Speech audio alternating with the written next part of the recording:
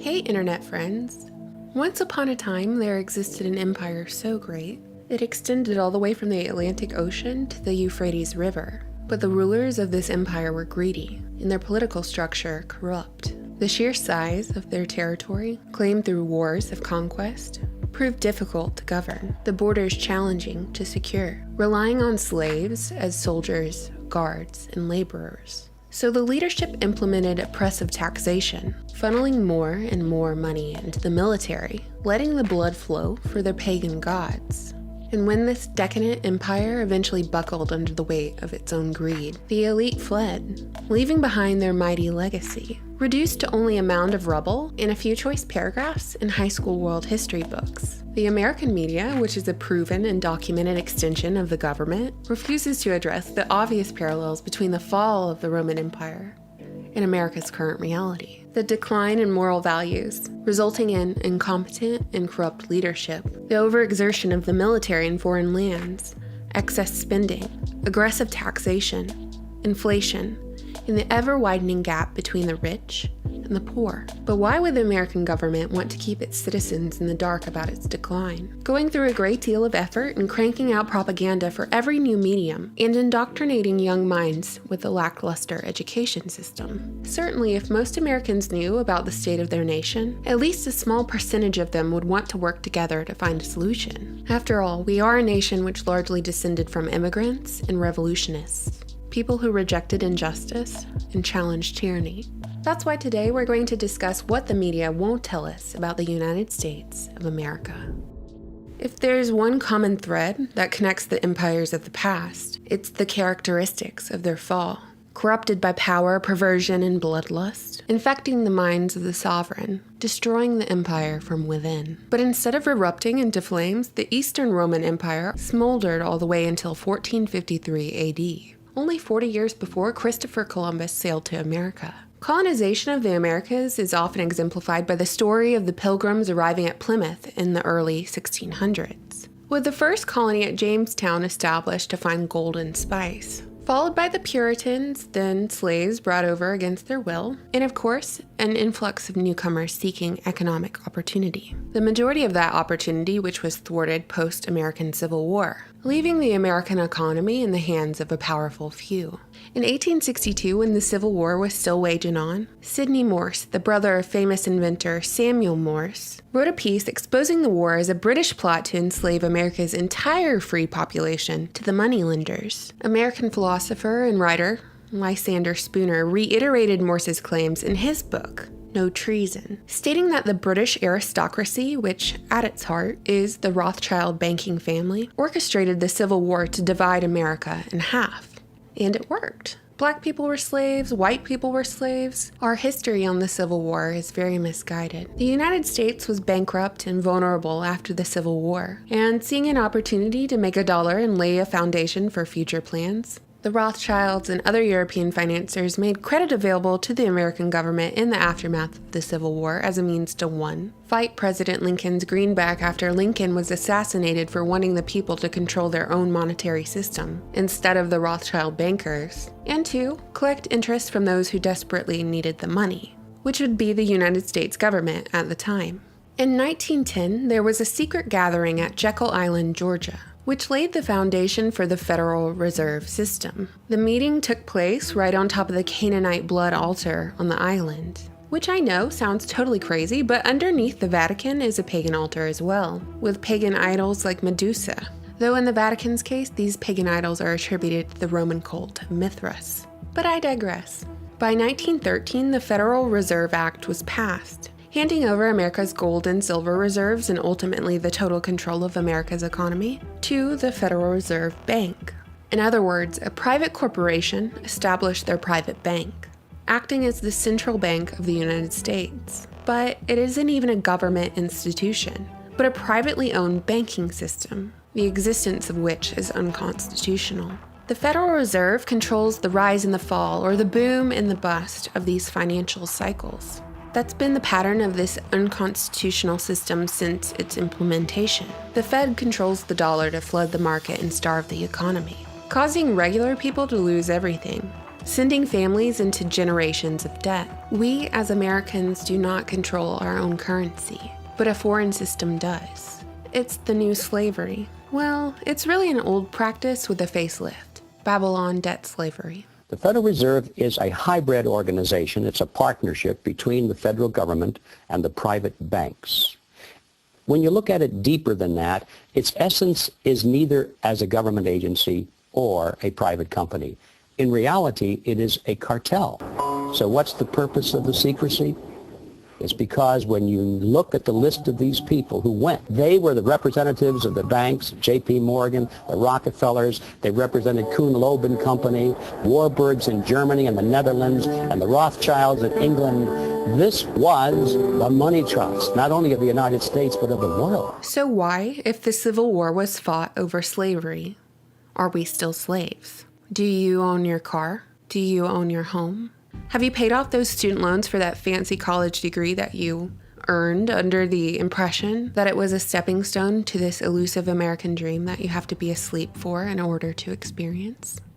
And consequently, the federal government went essentially bankrupt in the 1930s, while Social Security numbers started being assigned in 1936, tracking lifetime earnings in the number of years individuals have worked.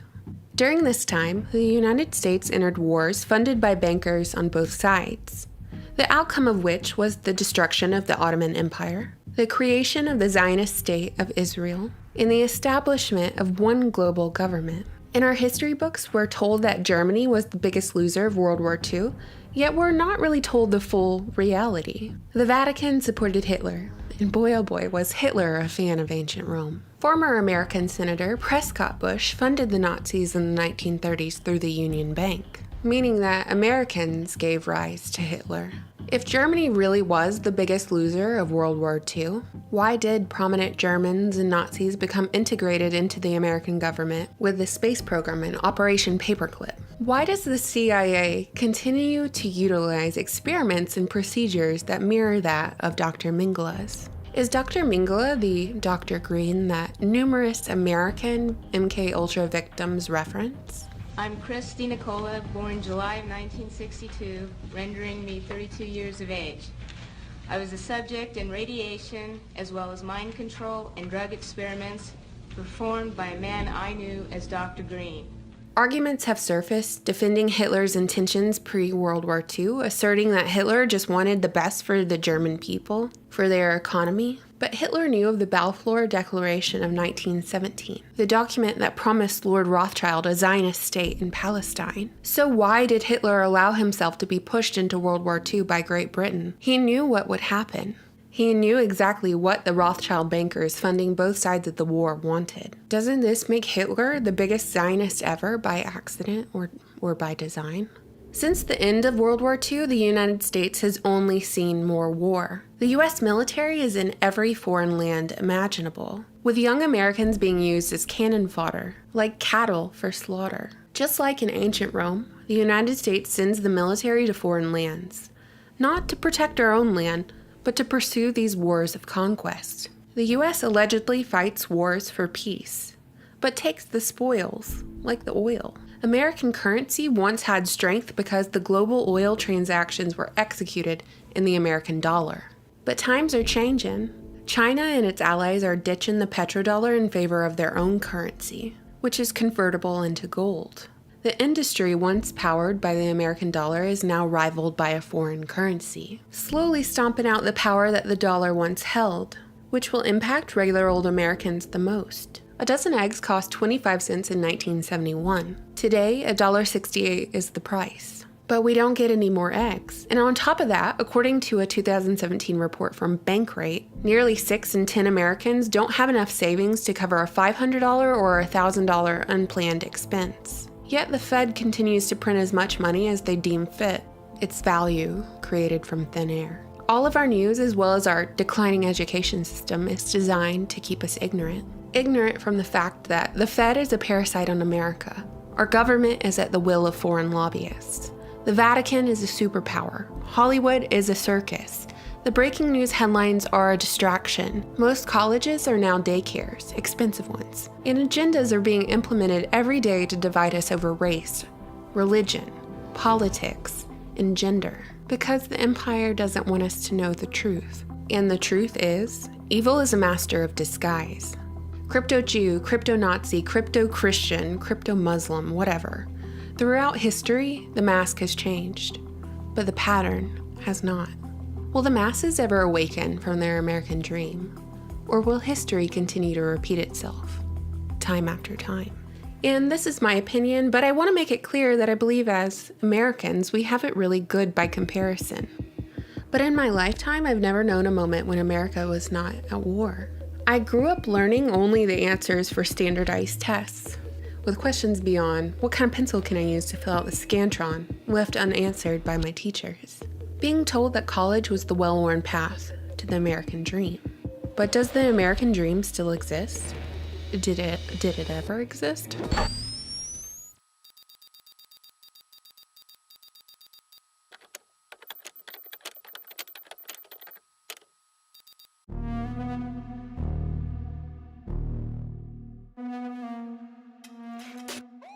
Hey internet friends! History is littered with tales of individuals devising new ways to kill each other. Throughout the centuries, the deliberate use of bacteria, viruses, and toxins has been proven as an effective means of neutralizing a targeted population, a practice that has been dubbed biological warfare. Fast forward to recent times and poisoning the well with plague-ridden corpses just doesn't quite cut it anymore. Especially not for empires whose culture is rooted in endless war. After all, the war machine requires the latest and greatest. But while the bioterrorism budget is booming, the pool of volunteers willing to test out the effectiveness of these weapons is anything but. That's why today we're going to blast back to the past and examine the lessons of history, focusing on a handful of unethical human experiments that we know about, as well as the global government, organizations, and individuals who carried out these barbaric experiments by means of deception.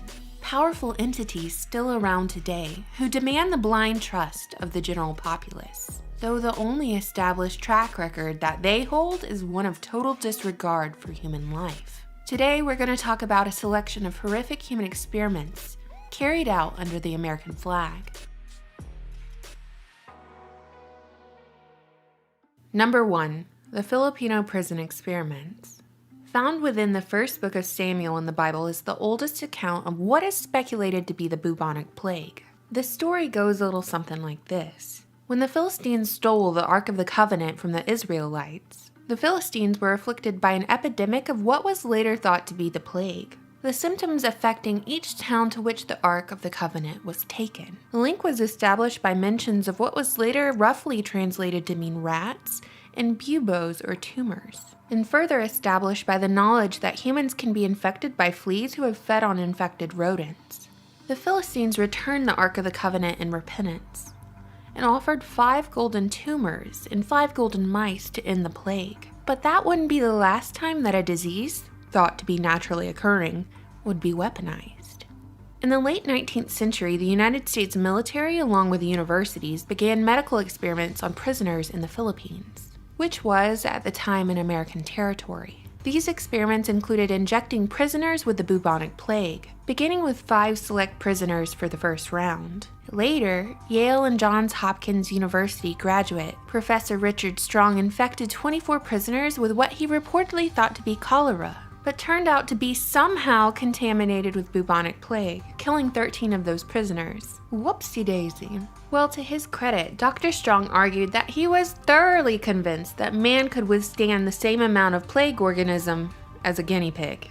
Dr. Strong was later found innocent of any criminal negligence, and he later had a thriving career as a professor of topical medicine at Harvard. But his experiments on prisoners didn't end with accidental plague inoculations. A few years later, he conducted another round of experiments, this time dealing with beriberi, a deficiency disease resulting in paralysis and ultimately heart failure. Although several prisoners died as a result, the remaining few were rewarded with cigars and cigarettes. What a reward for narrowly escaping death, right? So worth it. To make matters worse, it's not like these prisoners volunteered for these experiments or even had the slightest clue as to what was going on, which begins our theme of non-existent voluntary or informed consent, at least for this video. Number 2, the Tuskegee Syphilis Study. Conducted by the Public Health Service in partnership with the Rockefeller-funded Tuskegee Institute in 1932, the clinical study of untreated syphilis targeted 600 African American men, Alabama sharecroppers who believed they were receiving free health care from the United States government. Of the 600, 399 of those men had reportedly already contracted syphilis, a sexually transmitted disease, before the study began, and the remaining men were purposely infected with the bacterium, told they were being treated for bad blood. The projected 6-month clinical study spanned over the course of 40 years, and for many of those men, clinicians followed them until their eventual deaths. Though penicillin became the treatment of choice for syphilis in 1945, measuring the effectiveness of treatments wasn't the goal of this study. No, the goal of this 40-year study was to observe the consequences of untreated syphilis. And, spoiler alert, while syphilis often presents with a painless red sore at the infection site, when untreated, syphilis can cause damage to the internal organs, like the brain or the heart, and progresses through stages serious enough to result in death. It wasn't until much later that the horrors of the Tuskegee study surfaced, and a legal settlement included a lifetime of, wait for it, medical benefits to the study subjects, their wives, and children. Number 3. The Devil's Experiments in Guatemala.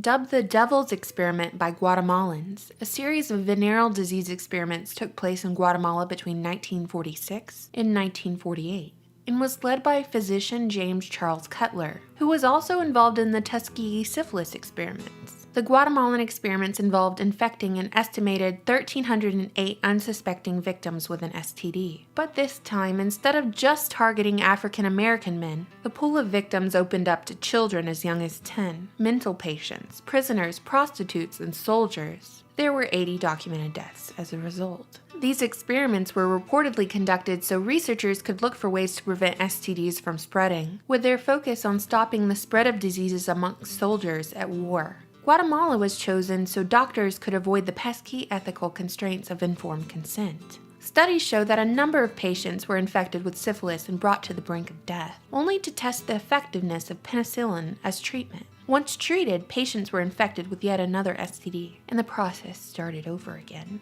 Dr. Cutler acknowledged his ethical violations in 1947, stating, "Unless the law winks occasionally, you have no progress in medicine." Since the United States owned up to these experiments in 2010, there have been several lawsuits against the United States government, the Rockefeller-funded Johns Hopkins University, and the Rockefeller Foundation to the tune of $1 billion in damages. But the real damage has yet to come to fruition, given that there's no telling how many infected Guatemalan children and grandchildren of these victims are running around right now. The reverberations and consequences of these experiments resulting in generational effects, given that mothers can pass syphilis to an unborn child, and when left untreated, there's a high risk of stillbirth or infant death. Beyond the threat of lawsuits, those who conducted these experiments got nothing more than a slap on the wrist, if that. The Rockefeller Foundation is still just as influential as before, steering the medical community as it deems fit, because deep pockets have sway and can even rewrite history.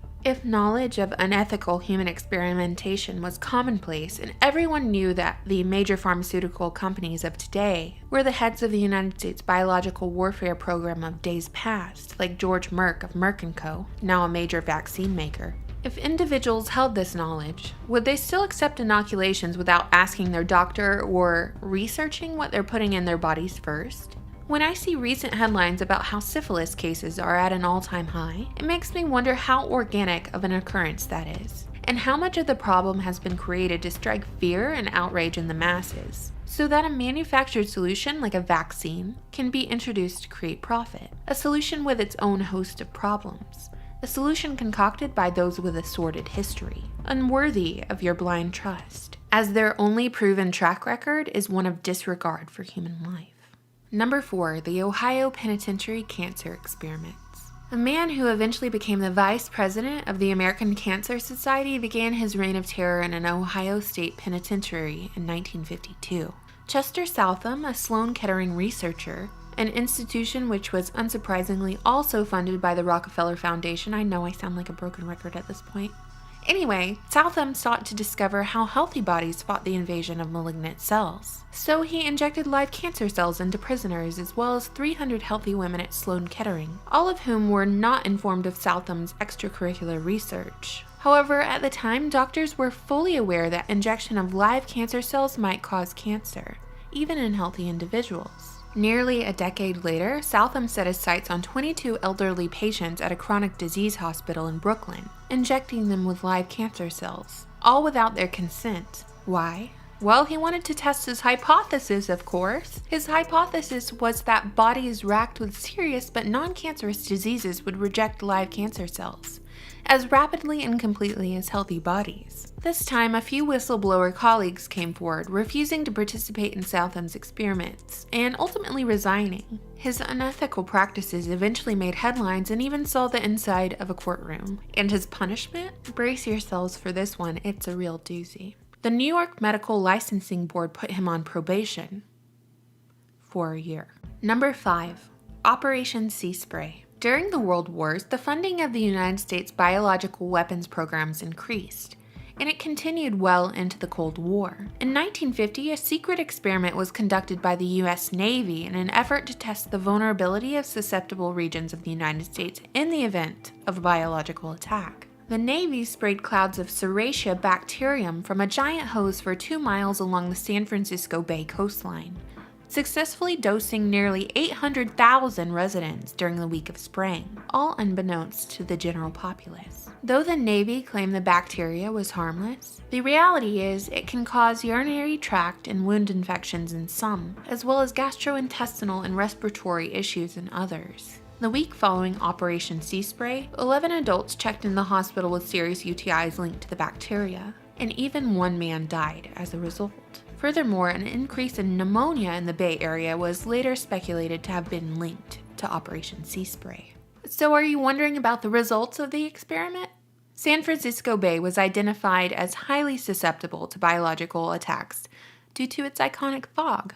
Pentagon reports that were declassified decades later revealed that the military had performed open-air testing of biowarfare agents an estimated 239 times across American cities like New York City, Panama City, and Key West from 1950 to 1966. Other reports detailed the release of deadly nerve agents over Alaska and dousing Hawaii with bacteria. And these experiments were not limited to the United States, but extended all the way to Canada and even Great Britain. After these reports were declassified, the Defense Department admitted that the tests weren't exactly harmless. And due to the exposure to deadly chemicals and bacteria, soldiers and civilians alike have suffered serious health ramifications. It was in 1969 that President Richard Nixon issued an executive order to end all U.S. offensive biological weapons programs. And supposedly all U.S. stockpiles were destroyed by 1972. However, as y'all will see in my upcoming videos, experimentation on human guinea pigs certainly didn't end in 1969, nor was it limited to germ warfare. Now, if you're someone who has watched this video all the way through and is hammering away on your keyboard right now to make the argument that, despite how unethical and brutal these experiments in this video were, the results provided pharmaceutical companies, physicians, and the military with information they needed. Before you comment that, I'd like to ask you something. Are you willing to volunteer yourself, your mother, your father, or your children as test subjects for the next round of experiments?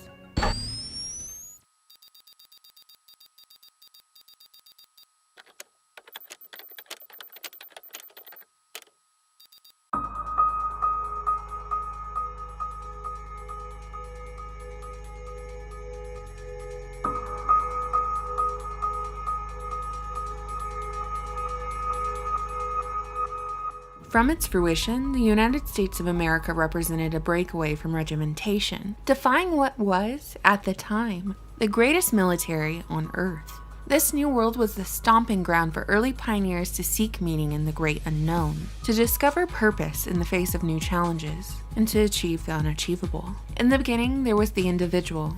There were families.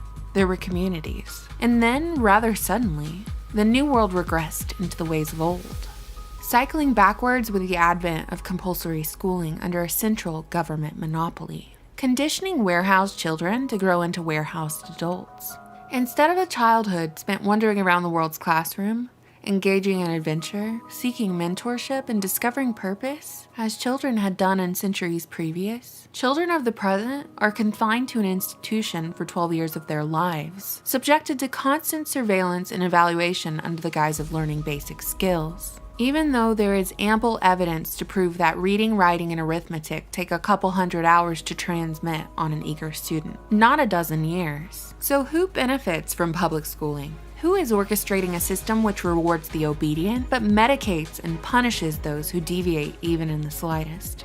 Who is funding this hidden curriculum?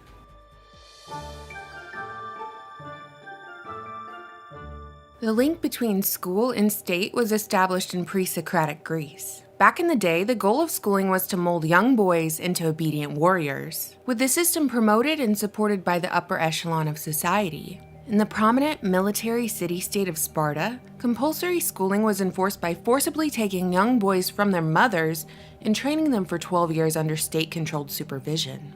Fast forward to the year 1717. When a national public school system was instituted in Europe by the Kingdom of Prussia, the power of that school system was harnessed after Prussia's defeat at the hands of Napoleon, with Prussia attributing their loss to disobedient soldiers. In order to compete with Great Britain and other imperial powers, Prussia sought to increase the state's hold on society. The result was that parents were fined if they failed to send their child to school. This method of compulsory public schooling served as a means of ensuring the state's position as guardian over the children during their key developmental years. Students were divided by age, like one would group products by date of manufacture, and these students moved through school like an assembly line, specific information being delivered at specific times, with the final product being a predictable and easy-to-control herd. While the origins of public school in the United States can be traced back to 1647 Massachusetts, private and decentralized schooling reigned supreme in the New World.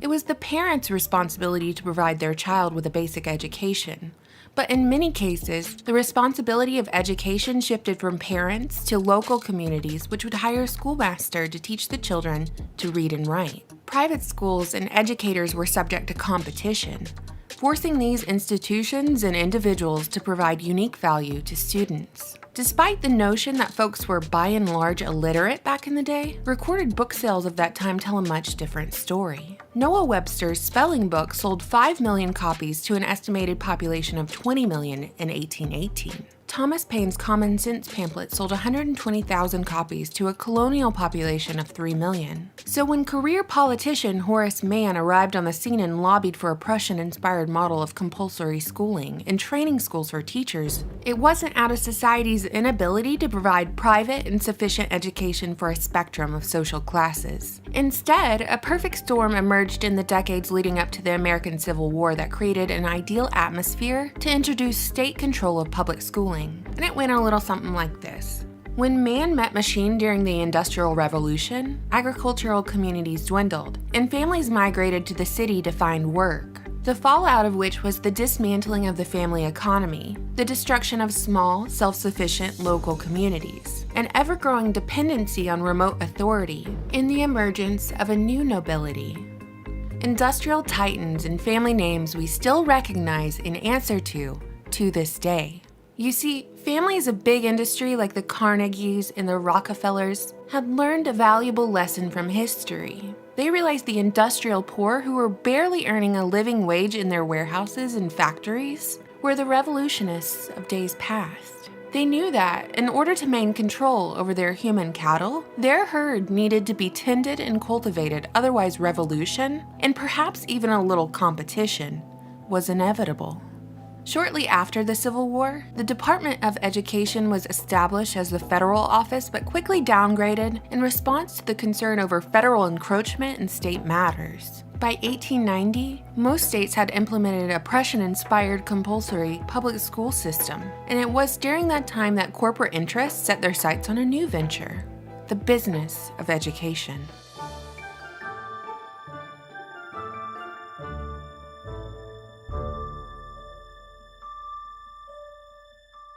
Philanthropy is, by definition, the desire to promote the welfare of others, expressed especially by the generous donation of money to good causes. It should be stated that philanthropic institutions have undoubtedly done some good for someone out there. But if we study the patterns of history, an obvious truth emerges. Philanthropy is essential for establishing familial power. In the case of the Rockefellers, philanthropy has served as a vehicle to shape public reputation. And this favorable reputation has proved more powerful than any tool that could be purchased. The illusion of benevolence allows select families, not elected officials, sway over public affairs. Furthermore, money given away to foundations can be given away to produce profit for the family, whilst deducting those donations from their taxes. More money into the well-oiled machine of compulsory schooling, which pushes a curriculum of rewritten history, memorization of fake facts, and the lessening of the individual with the goal of cranking out predictable adults to serve as employees and consumers, which means a wealth of income for corporate families who invest in education. The founding brothers of the Rockefeller oil monopoly, whose father was called Devil Bill as he was a well-known con artist and snake oil salesman, funneled $129 million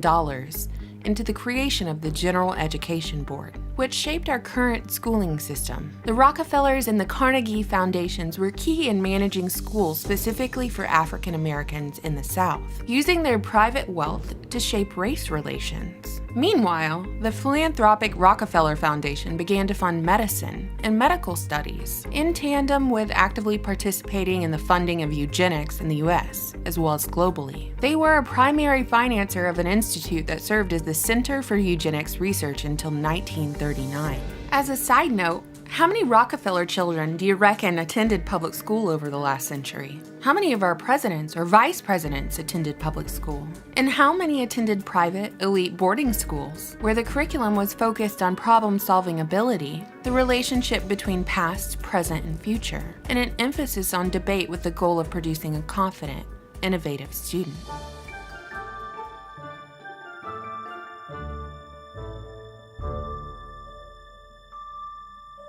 While the public school system was initially intended to be controlled by local governments within the states, as the years progressed, corporate advocates pushed for more consolidation and greater centralization of education. The full-on government takeover of taxpayer-funded education didn't all happen at once, of course.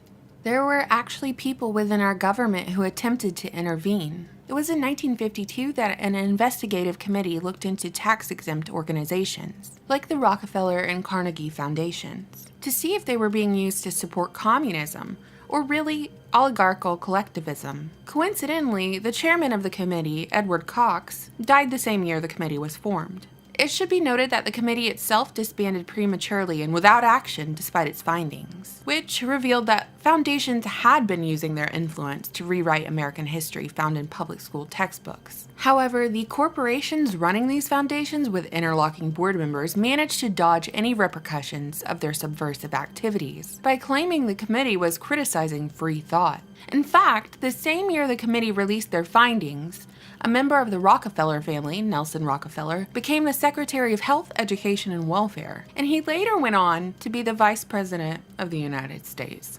In 1979, Congress decided once again to create a federal Department of Education. Presidential candidate Ronald Reagan campaigned on the promise to abolish the department, but when he eventually took office and submitted a proposal to do so, nothing happened. It was later revealed by Reagan's senior policy advisor in the Department of Education that the groundwork for a Washington-controlled Common Core curriculum had been laid in the 1960s. That plan was expedited under George H.W. Bush's presidency, when he pushed for national goals to be instituted at the state level for public schools. This plan was reinforced by President Clinton and totally cemented by George W. Bush when he signed the No Child Left Behind Act in 2001, which placed federal control over school standards, student testing, and teacher qualifications. Furthermore, the Common Core Educational Initiative was instituted in 2010 that implemented more national standards about what children should know at each grade level. And these standards are of course measured by testing. This legislation was accomplished by private companies who had channeled millions of dollars into the education lobby for standardized testing. When students failed those tests and teachers failed to teach to those tests, the answer was for the US government to spend taxpayer money on materials sold by the same private companies who lobbied for the tests to begin with. This is the Hegelian dialectic of the education business.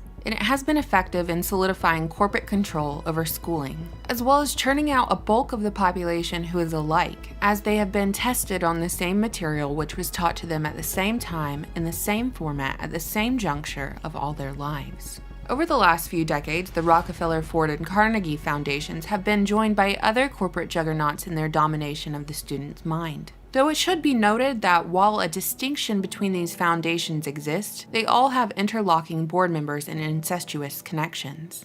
The Walton family of the Walmart empire, with its talons also in central banking, has invested over $1 billion in the education system, only surpassed by the Gates Foundation, headed by Bill and Melinda Gates of Microsoft, who, like the Rockefellers, not only deals in alleged eugenics programs disguised as medical research, but also directly funds Common Core, paying to develop the standards and the tests. Is the Gates Foundation doing this out of the goodness of their heart, or do they own a stake in the big data businesses to which the Department of Education directs the bulk of its outsourcing?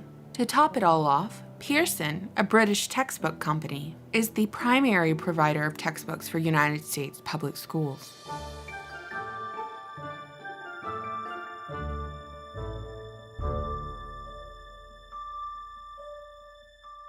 So, to summarize, we have a British monopoly teaching American students about American history and other subjects. We have a public school system controlled by a government monopoly, which is financed and controlled by global corporate monopolies, all of which are tied to the central banking system. If we follow the money from start to finish, corporate control of the public school system was made possible in the aftermath of the Civil War, during which Congress passed the Act of 1871, providing a government for the 10-mile parcel of land between Virginia and Maryland, the Virgin Mary we now call the District of Columbia, a city-state with its own police force, mayor, and its own set of laws. The Act of 1871 changed our country's founding fathers' original wording of the Constitution, and ultimately overturned the United States Constitutional Republic. Since 1871, the federal government has usurped nearly all the power that was formerly held in the hands of the people. Within the context of an incorporated United States, it would make sense that each citizen is assigned a social security number at birth that tracks earnings and years worked, like a less intrusive brand than cattle receive, but a marking of property nonetheless. The compulsory school system of an incorporated United States enforces students to obey the state, with the student-teacher relationship mirroring that of employee and supervisor. Further proof of this model is mirrored in the grading system. A successful student doesn't equate to an intelligent, innovative student, but a successful student is a compliant student who exemplifies obedience rather than actual knowledge or critical thinking. Because a corporation doesn't want competition or the slightest threat of revolution. A corporation wants an obedient worker. Compulsory education is compulsory subordination. This system is the very antithesis of education, and children of today have it even worse than previous generations. These children are now under constant surveillance and evaluation. These children are trained to wait on other people, for experts to tell them what to do, to pay attention until there is another distraction, and the distractions are endless. Students have no privacy at home either. Hours of homework follow them to the dinner table. The programming they consume in their downtime, the television, the video games, the good portion of the YouTube videos, all enforce the indoctrination taught at school, to believe in the infallibility of authority. The majority of children in the school system right now will grow into adults who are absolutely incapable of telling any form of authority what they want, and instead they will accept what they get. Teachers of the present have to function as surrogate parents because a portion of their students in their overcrowded classrooms are lacking one or both parents at home. And these teachers cannot teach at a higher level than the textbook due to the ubiquity of standardized tests. The reality is, there is no reform for the system. It's a system that operates exactly as it was designed. Any amount of energy or anger directed at the human farmers of the system is unproductive and ultimately a distraction. And the purpose of this video is not to encourage violence or negativity towards the corporate monopoly, only awareness. The only way not to be treated as human cattle is to leave the farm, which means refusing to allow the state to raise your child. Whether that be through homeschooling, private school, or just taking the time out of your day to foster your child's creativity, to unschool them to the best of your ability, and to teach them that the last thing they are is cattle.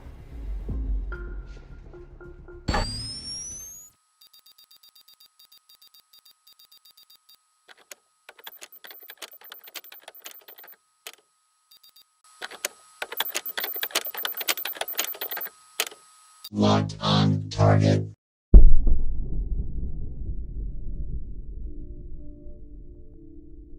Hey Internet friends, we are living in the age of technology, an age in which vast amounts of information are at our fingertips, and we can connect with each other in just a few keystrokes. The World Wide Web is stuffed like a Thanksgiving turkey, full of an endless buffet of distractions, breaking news headlines, advertisements masquerading as entertainment, and a seemingly infinite trove of ever-evolving information, from which the elusive truths of this world are the greatest treasure. So that's why today we're going to discuss how the internet became a battlefield and the war on our minds.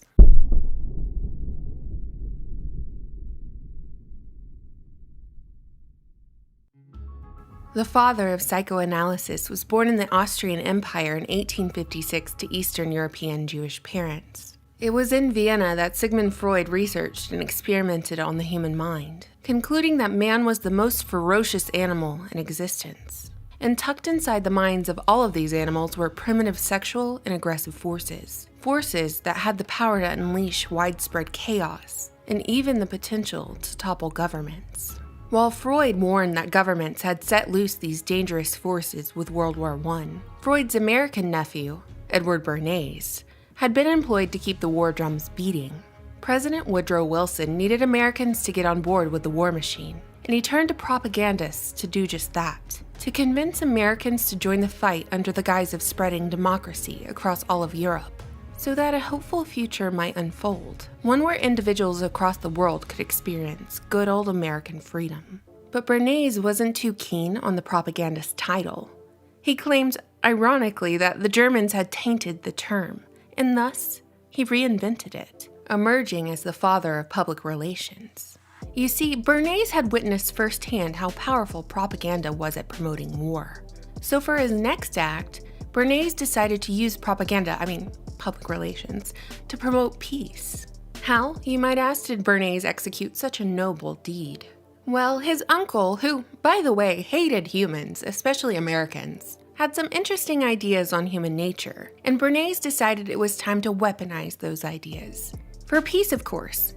For peace. American corporations emerged even more powerful after the First World War, and in order to maintain their cash flow, and in other words, their influence, business owners realized they needed to keep their workers in the factories to increase their production. And of course, there is no supply without demand. That's why Bernays' big business clients hired him to figure out exactly what motivated the human mind, so corporations could better appeal to the masses.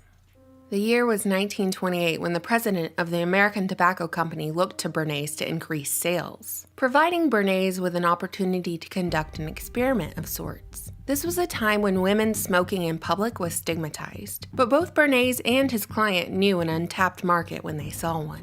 Bernays employed psychoanalysis, learning that cigarettes symbolized the penis, therefore male sexual power, and he figured out that if he could connect smoking cigarettes to the idea of challenging male sexual power, he could sell a pack of smokes to both genders. Everyone was a winner, but their lungs were not.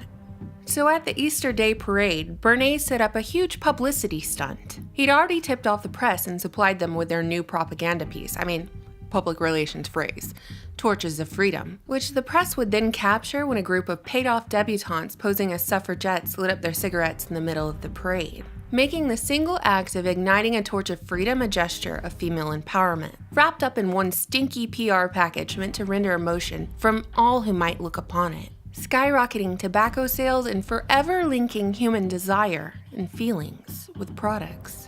Because it's not like the actual act of becoming a human chimney made women any freer, but it sure made them feel like it. And with this realization, Bernays felt confident that his tactics could emotionally manipulate the masses to purchase product on the basis of want, not need. And all these dangerous primitive forces his uncle was droning on about were made even more docile through Bernays' manipulation of habits and opinions. Bernays had successfully remixed the Romans' bread in circuses. The average Joe was so occupied, in fact, that most didn't even realize a new mentality, shaped by corporate appeal, was binding and guiding America, creating a clear path for a new elite to control the masses through psychological techniques, forming a grand illusion of this thing we now call democracy.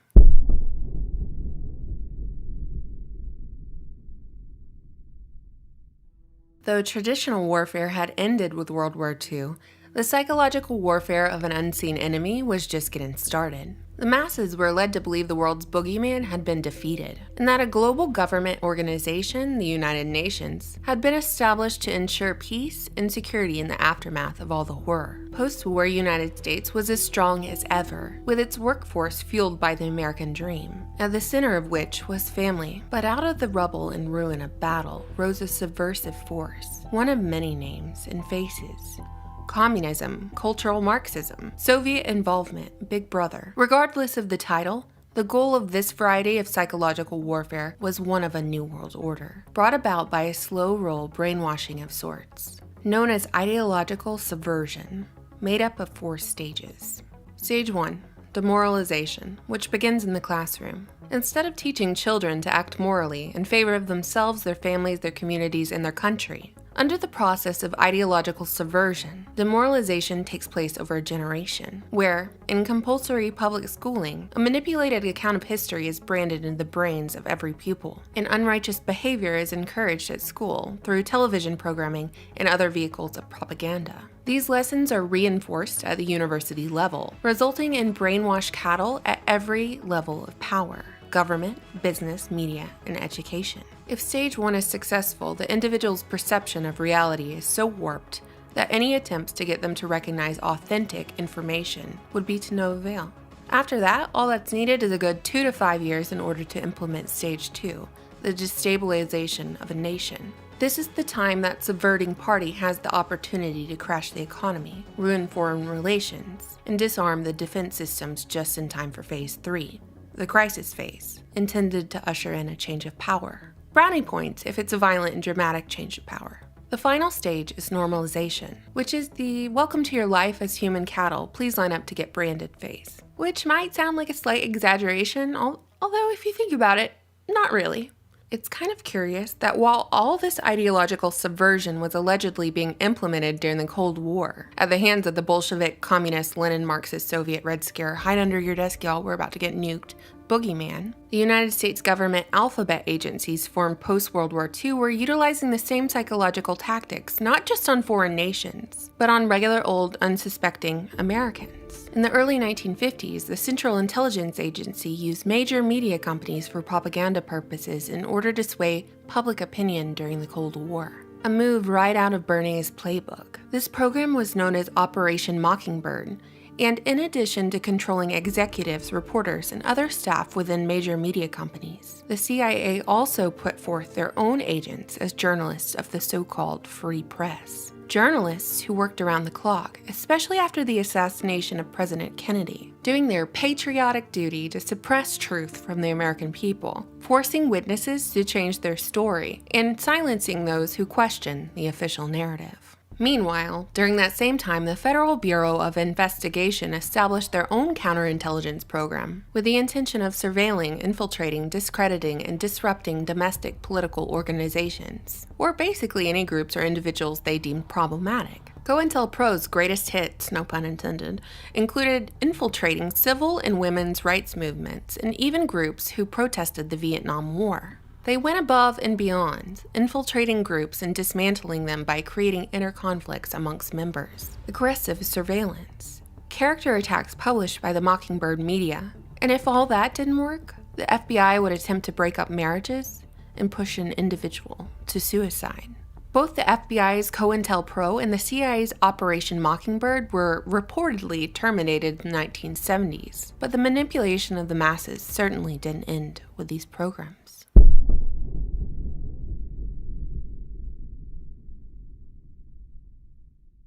While newspaper, radio, and television dominated the first age of information, the computer age ushered in the second installment. In 1960, the United States Department of Defense began awarding contracts for what would now be considered the primitive internet. And in 1989, the World Wide Web as we know it, the same tool that billions of people utilize to this day, was developed by the European Organization for Nuclear Research, also known as CERN. In 1984, only 8.4% of American households had a computer, rising to 36% in 1997, and in 2015, 87%.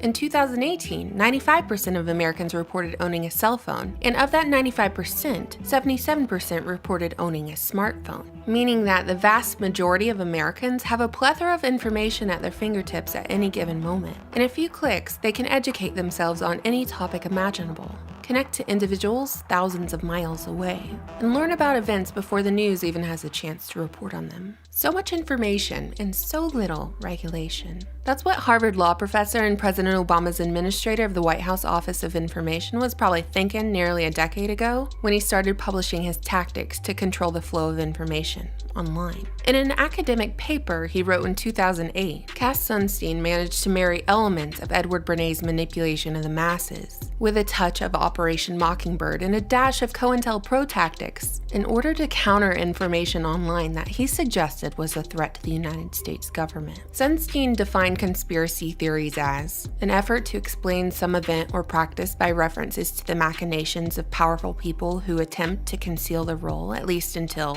their aims are accomplished. While Sunstein admitted that some conspiracy theories are true, making them just conspiracies, like Project MKUltra, Watergate, Operation Northwoods, and the Bush administration illegally spying on U.S. citizens after 9/11, he still advocated his policy for silencing conspiracy theorists, saying that governments should engage in the cognitive infiltration of the groups that produce conspiracy theories. And rather ironically, Sunstein recommended that government officials should utilize conspiratorial means to accomplish this, taking on false identities or even anonymity in online social networks, chat rooms, and in person to undermine individuals and groups who investigate, discuss, and propagate theories. Though, it's curious, Sunstein didn't take aim at any other fallible variety of theory that resulted in harm to someone, somewhere. Scientific theories got a free pass. Sunstein's message can be boiled down to the following. If you outspokenly call for transparency in government and circulate research about events that might or might not have transpired or might not have happened the way the Mockingbird media said they did, Sunstein says the government doesn't trust you, and therefore you need to be dealt with. Let us all take a moment of silence for Cass Sunstein. Press F to pay your respects, as he is a victim of ideological subversion. Or at least we hope so, because his treasonous and despicable behavior is otherwise inexcusable.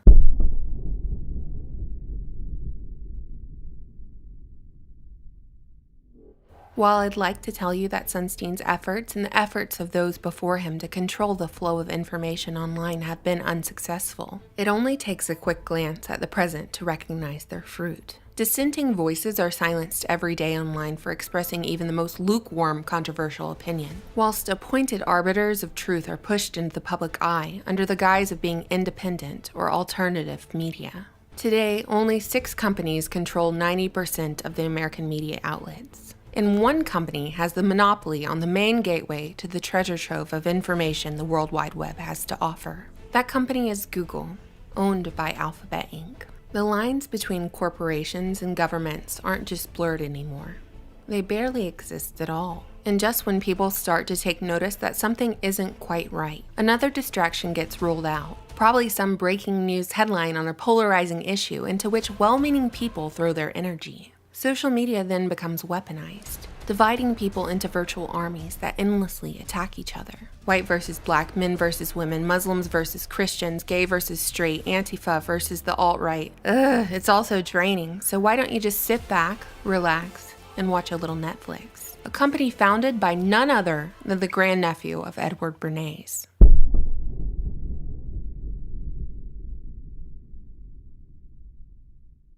And that is how the internet became a battlefield in the war on our minds. Thank you so much for watching, internet friends. You know I always look forward to your comments. Thank you so much for subscribing and supporting my channel on Patreon. Bye!